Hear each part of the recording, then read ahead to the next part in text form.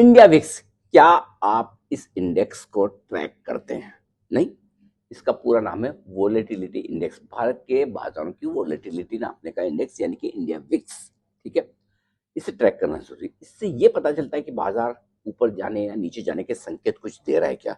अब कल का एक डेटा आपको बताता हूँ। कल इंडिया विक्स लगातार तीसरे दिन गिरा 3.5% और बंद हुआ 16.13 पर, 16.13। पिछले 2 दिनों से इंडिया विक्स अपने 50 डीएमए के नीचे, 100 डीएमए के नीचे जाने की कोशिश कर रहा था और 100 डीएमए था 16.5 के आसपास। 2 दिन इंट्राडे में जाता था नीचे, बंद ऊपर हो जाता था। कल फाइनली तीसरे दिन इसने 100 डीएमए को तोड़ा नीचे की तरफ।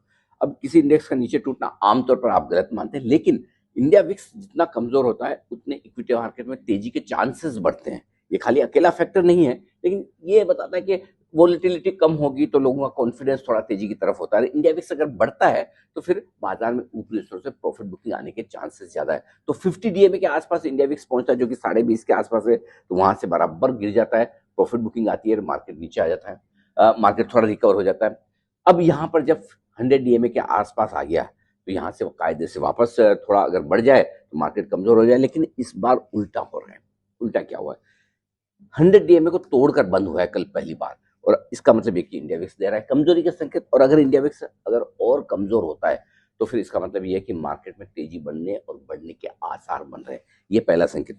कभी कभी क्या होता है, बड़े लेवल के नीचे एक दिन बंद होता है लेकिन दूसरे दिन वापस कहीं ऊपर ना आ जाए, और विक्स है, इसके नाम में ही वॉलेटिलिटी है, तो हम क्या करेंगे, हम 1-2 दिन देखेंगे कि कल 100 डीएमए को तोड़ने के बाद क्या 1-2 दिन और इंडिया विक्स नीचे ही रहता है 100 डीएमए के, और अगर ये संकेत आ जाए, कंफर्मेशन आ जाए, तो फिर बाजार में तेजी के लिए एक और सिग्नल आपके लिए तैयार होता दिखा है।